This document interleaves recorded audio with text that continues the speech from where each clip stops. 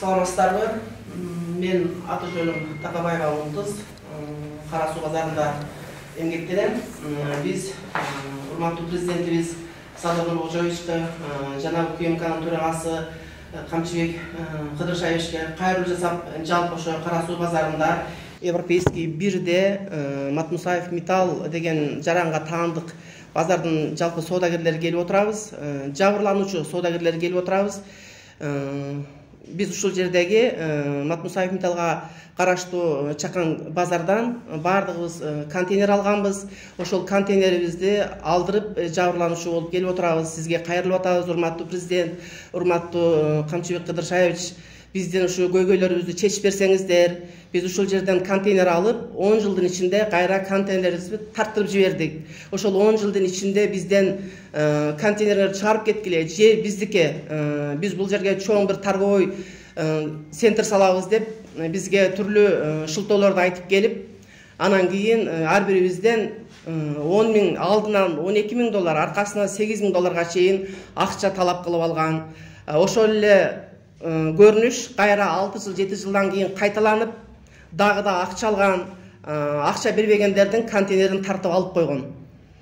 Ушул биздин көйгөйүбүздү закондун негизинде законго салып, мүмкүн болсо биздин ошол тартырып жиберген контейнерибизди кайтарып бергенге жардам берсеңиздер. Урматтуу Садыр Нуркожоевич жана УКМКнын төрагасы Камчыбек Кыдыршаевич, биз сиздердин жүргүзүп аткан саясатыңыздарды, ишмердүүлүгүңүздөрдү колдоп, сиздердин соодагерлерге көрсөтүп аткан жакшы колдооңуздар менен келип кайрылып отурабыз. Буга чейин дагы бул нерсе болгон, буга чейин да кайрылбаган жерибиз калган эмес, кайрылган, жабырлануучулар абдан көп. Ошол базарда иштеп, балдарыбыз алыскы Россия жеринде иштеп, Казакстанда иштеп, ушинтип эмгектенип келип, кыйналып алган ушул контейнерлерибизди алдырып койдук.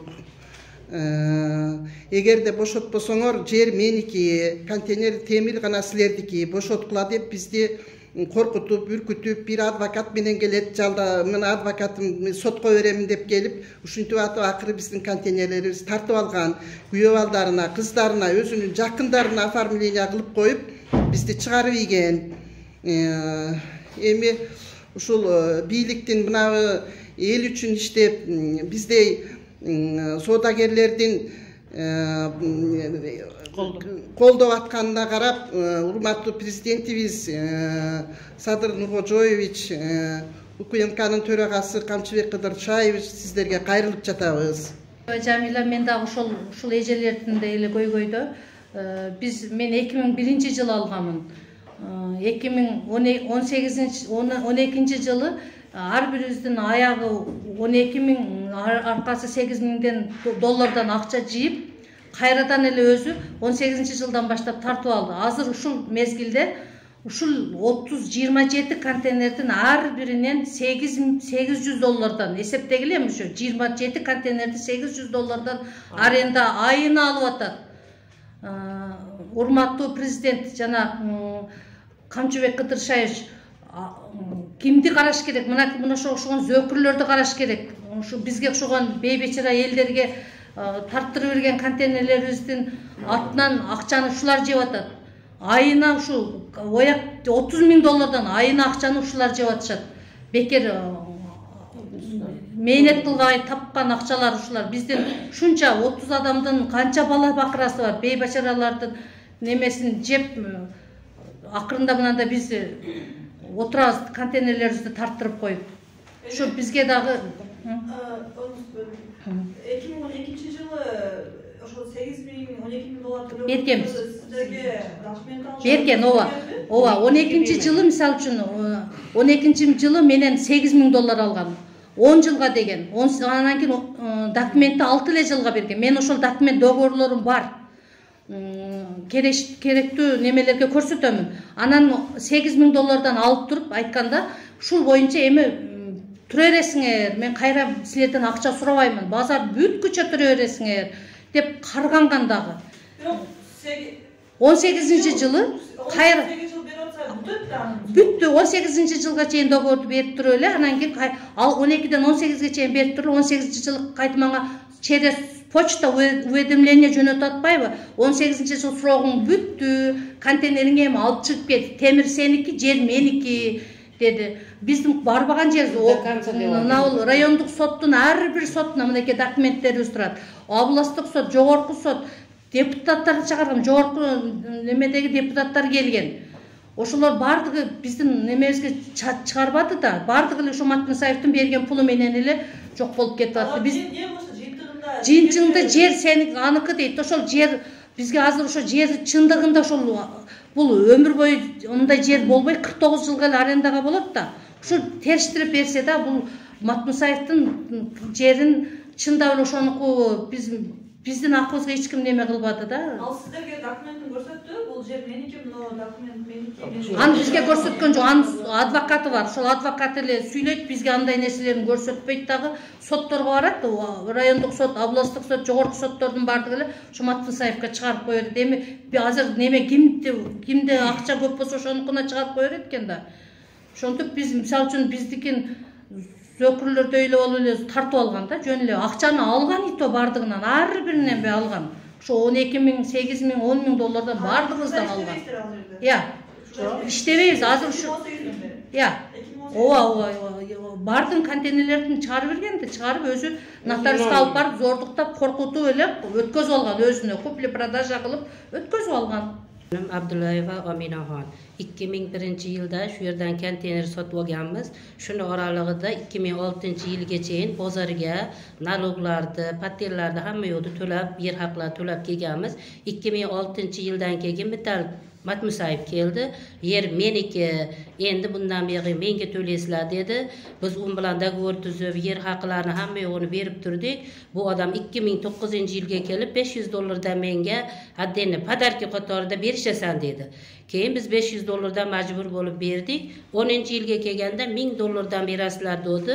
Men bu Asilxonga, Matmusayev bitalda ayoli Asilxonga biz o'tgan yili $500 berdik, bu yil $1000 bera olmaymiz, bizni sharoitimiz to'g'ri kelmaydi, o'zingiz ko'ryapsiz bozorda desam, sen menga gap qaytarding deb meni konteynerimni bir kechada olib chiqib ko'chaga tashlashdi. Men shu bo'yicha bular orqali sotlashdim. Rayon sotiga berdim, oblast sotiga berdim, haqiqatchiga, Verxovniy sotga hamma yoqqa yozdim. Prezidentlarga yozdim, deputatlarga yozdim, lekin natija hammasidan menga atvet keldi. Ro'za O'tinboyevaga yozdim, ulardan menga qayriluvchi xat keldi. To'lki rayon soti yech bersin, qayra ko'r bersin dedi. Rayon sotini hammasini mital sotib olgan edi.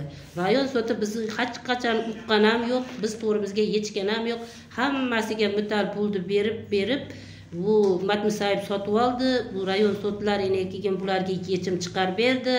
Mana endi hozir prezidentimiz, hurmatli prezidentimiz Sadir Japarov, Qamchibek Tashiyev eldi go'gayini yechayotgani uchun bularni biz qilayotgan ishlaridan ko'nglimiz to'lib, bularni qilayotgan siyosatlaridan ma'qul bo'lib, el bardiq, el bulardan ma'qul bo'lgani uchun biz hammamiz shu yerga kelib to'planib turibmiz. Hurmatli Qamchibek Tashiyev, biz sizdan o'tinib so'raymiz, shuni bizga siz haqiqatni yechyapsiz, shuni haqiqat orqali chet berasiz degan umidimiz sizdan. Shuning uchun biz sizga kelib qayrilyapmiz. Bu Matmusayev Metal bardig'ini pul bilan og'zini yopib, bizga hech qanday natija bermayapti. Siz haqqoniy ishlayotganingizni ko'rib, el yana biz sizga qayrildik. Iltimos bizni go'ygayimizni o'zingiz yech bersangiz deb umid qilamiz. Shu bardig' 27 konteynerni egalari qatorida har birimiz uy bo'limiz bilan sizga qayrilyapmiz. Iltimos bizni go'ygayimizni siz yech bering. Men Qurmonbek Xolmurzayeva. Бүгүнкү кайрылуунун себеби 2007-жылы Кара суу базарындагы Европа рядында Матмусаев Металлга караштуу болгон контейнер сатып алганбыз. 2007-жылы $24,000 азыркы Опция банк, анда эмеске ВТА банк эле ошондон кредит алып туруп сатып алганбыз. 3 жыл катары 2010-жылга чейин 3 жыл катары ошо кредит төлөп ошол контейнерден кутулуп өткөндөн кийин 2011-жылы ноябрь айында Матмусаев Абдметал келип, силер мага $8,000 бересиңер, $8,000 бербесеңер контейнерди алып чыгып кетке деген доомат койду. Анан биз зор контейнерди төлөтсөк, ошо эми төлөп өтүп, эми кичи иштей баштасак, анан келип ал доомат койгону каршы болдум. каршы болуп, ошо ноябрдан баштап 2012 жылдын май айына чейин соттошуп, райондук сотко кайрылып, областтык сотко кайрылып, Дилмурат деген ошол адвокаты экөө бизди уккан жок. Акча берип коюп эле акыры келип ошол контейнерибизди тартып алды. Ошондон бери Кара Суу базарында биз иштебей калдык. Биздин кайрылуубуз, менин кайрылуум, урматтуу Камчыбек Кыдыршаевич, урматтуу биздин президентибиз, ушул биздин кайрылуубузду карап берсеңиз, ошол контейнерди бизге кайтарып берсеңиз, себеби ал мошенничество, зордук, зомбулук менен тартып алган контейнерди. Кагаз жүзүндө келишим бар беле? Бизге договорубуз бар. договор контейнерге деп, ооба бар эле, немеге Ар жылы договор жылына договор түзөт болчу. Биздин колубузда документ только контейнерге берген экен да. Биз эми сатып алганда контейнерге мына сенин темириң жерди бошотуп кой деп эле бизге ошентип неме койду. Bir жыл договору канча жыл болду? 1 жыл эле болчу да. Жылына эле берет эле аны, жылына берет болчу. Немеделер менен кошо договор кылыш керек да биз менен, сатуучулар менен. Өзүнчө эле договор түзүп келет, коркутуп үркүтүү менен акча алат. Sen берсең бер, түнү менен дейт аны да. Бербесең чыгып кете бер, жер меники дейт. Буну бир гана өзү кылбайт, башкаларга да үйрөтүп бүттү да, башка. Мисалы үчүн Кара Суу базары 22 базарга бөлүнгөн. 22 базарком бар. 22 базаркомдун бардыгына үйрөтүп бүттү ушул металл деген. Аягы Асел. Үйрөтүп бүттү, себеби ушундай кылып алгыла, үйрөткүлө деп. Договорду 10 жыл, 1 жылга түзөбү, 1 жылга 3 миң. Азыр ушул тапта, ушул кечээки эле мына урматтуу Ташиевдин сөзү дагы бул кишиге бул таасир эткен жок.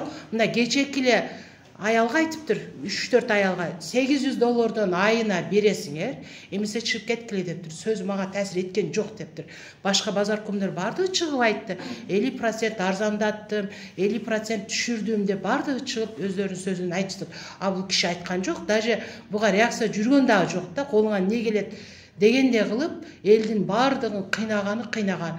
10 жыл, 5 жылдан бери кыйнап келатат. Эми биз ушул бир көйгөйүбүздү ушул урматтуу Ташиев айткандан кийин биз козголдук. Элге жардам береби деген үмүт менен келдик ушул жерге. Бардыгыбыздын кредит менен алган немелерибиз ошолор. Азыр деле ушул бала чаканы бакмай эле болуп калды. Азыр онлайн неме деген менен сатмай болуп калды. Заман өнүгүп атат. Базарда отурса эле жыргап отурганыбыз жок. Бардыгы жаштардын немеси өнүгүп атат. Бардыгы онлайн бул магазиндерден сатып алат. Кара Суунун ателье болуп калды азыр. Ким келсе жер меники, темир сеники чыгып кет деген заман. Килеген Дордойго ушул биздин кичинекей Кара Суу үйрөттү ошон үчүн. Дордойдо жагандай деген. Мисалы үчүн башкалар $1000, 500 сом алат. А эмне үчүн ушул металл ушунча алат? А эмне үчүн ошол металлдын жанындагы баягы Кара Суулук эже ошончо алат, Кенже деген эже? Эмнеге ондай кылат? Булардын ар жылы дем алган жерлери эми ушундай да сөз чыгып кетет да. Дубайда, Анталияда барып касса ойношот. Ошол туура эми ушулчу. Ушу бүт ушу элдердин мынандай пешине тери менен тапкан акча. Айына $30,000 табат. Мына ушул биз жалган айтсак, эртеге бир өкүл жөнөтүп, металлдын рядына түшүрүп, мына биздин базаркомдо жөнөтүп турбаса керек, Нурбек деген бала жөнөтсүн. Ушул элдердин айтканы, АКПС айткан сүйлөгөн эжелердин сөзү чынбы, жалганбы деп үстүнөн чыксын ушунун. Биз суранабыз ошон үчүн. Биз ушу Ташиев айткандан кийин ордубуздан козголуп турдук. Ушунча жыл унчукпай жүрдүк.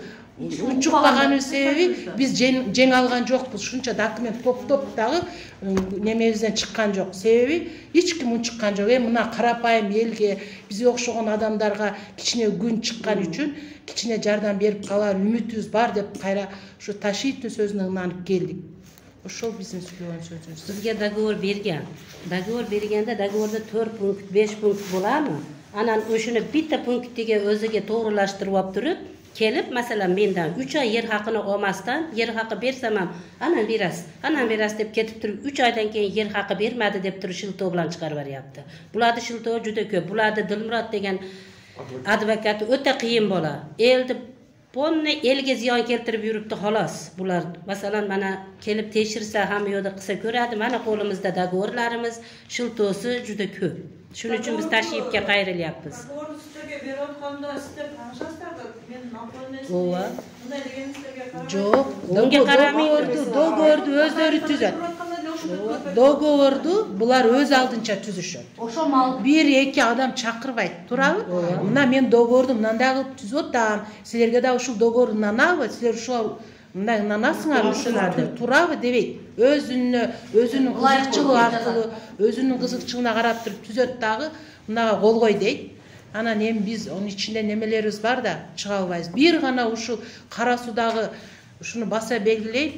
Кара Суу базар боюнча ушул Митал Матмусаев менен ушул үйрөттү базардын бардыгыначы, башка ряддагыларга дагычы ушундай кылгыла, жер биздики, булар аренда алып отура береби, мындай кыла береби дегенди ушул түшүн. Эч ким арендада отурбайт. Бардыгы өздөрүбүз отуруп, өздөрүбүз да алган адам. Biz masalan договор to'g'risida kecha 27 контейнерден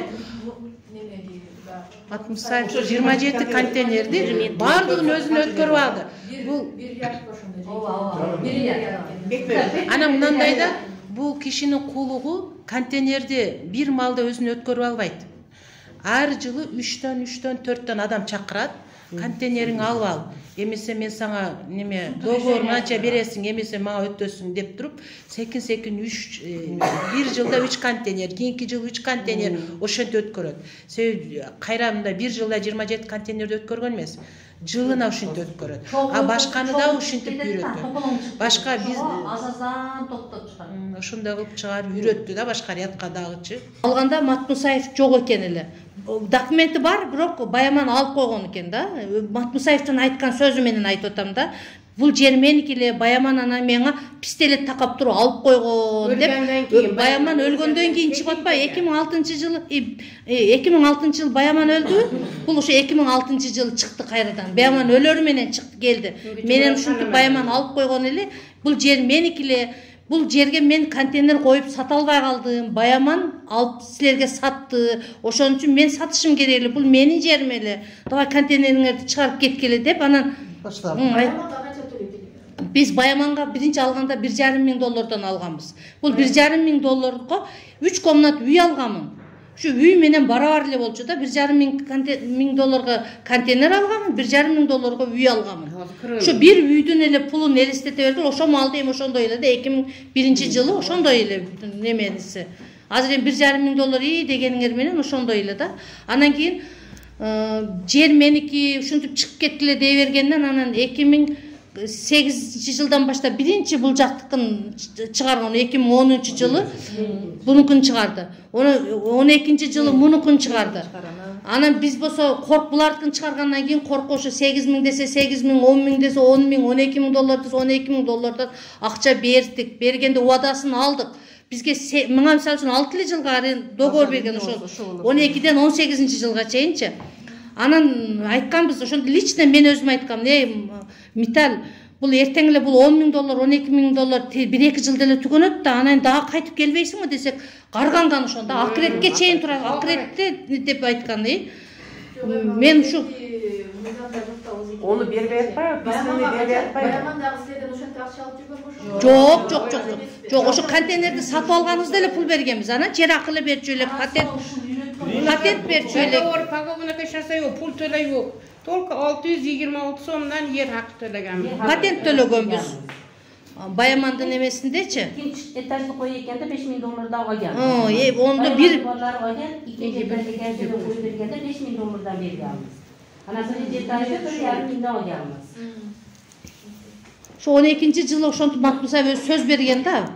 Анан кийин кече 18-жылы контейнериң алып кетти деп атканда мен айтып атпаймынбы, сен ушинтип ушу базар түгөнгүчө турасың деп эдиң беле десек, мен сени тааныбайм дейт. Мен сени тааныбайм, аяктагы сөздү сүйлөйсүң.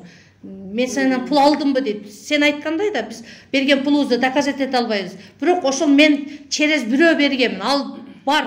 Ошол мага мен сага свидетель болуп берем деп атат. Мен сенен алып ага бергеним бар деп атат. Бирок колубузда кагаз жок да. Ал бизге расписка жазып бербейт, мен мынадан мынча $1,000 алдым деп. Нотариусте купли-продажа кылган. Нотариуска барып айтканда, "Бос контейнериңди алып чыгып кет." Үстүңкүгө $600, астыңкыга $600, $1,200 берген Матмусаев мага. Купли-продажа кылган. Мен контейнермен алып темирди мен каяка алып кетемин? Ошол контейнер ошол жерде турган үчүн ошол контейнерди алганбыз да. Эгерде башка жакта контейнер толуп атпайбы, эгер бизге контейнер керек болсо. Men konteynerini yerga borib qo'ydim degan yo'q. Uni ichidagi meni narsalarim hamma yo'g'im yo'qolib ketdi. Men konteynerni 2 yilda toladan topdim. Uni ham birov orqali, birov sizniki ekan deb nomer orqali meni izlab kelib konteynerim 2 yilda topildi. Hatto men yerga olib chiqib tashadim degan yo'q. Chunki men nima uchun deb qo'ygan aybim borda. Siz sotga qayg'urganda Sot neni chechib berishdingiz? Sotga qayrilganimda mana hammasi bu rayon soti Metal tarafini olaverdi. Oblast soti ham buni tarafini oldi. Verxovniy sot qayra ko'ringlar deb keldi. Haqiqatchidan keldi, qayra ko'rib beringlar, ishini shu ejani ishini ko'rib beringlar dedi. O'tinboyevadan keldi, mana kelgan xatlar hammasi qo'limda turibdi. Bor, lekin bu yerda endi rayon soti polni Metalga o'tib ketdi-da. Konteynerimizni 2 yilda topganimizda aytdingiz. O'vada. U sotlashganimda konteynerni topa olmaganman. Tovarlari Al konteynerimiz shart bo'lgani ma'qul, biroq ichidagi tovarlarni to'lab berish kerak edi, Yo'qolib ketdi. Ishdagi yo'qolib ketdi. Qo'yish kerak-da. Men seni konteyneringni o yerga chiqarib qo'ydum. Qo'ydim degan emas. Yerimni olib oldim. Temir seniki desh kerakmi biroz? O'shancha arendasini Bu olib, konteynerda yer haqini olib o'tgandan keyin. birov olib kelib o'sha ona zapravka Qorasuv zapravkani yoniga hali idish oyoq qatoriga chekiga qo'yib birov ishlatyapti ekan. Keyin bular endi nima qilgan nomer orqali meni istab meni topib kelishib shunaqa ejamash konteyneringizni bizga o'tkazib bering, biz mana necha yildan beri ishlatyapmiz dedi.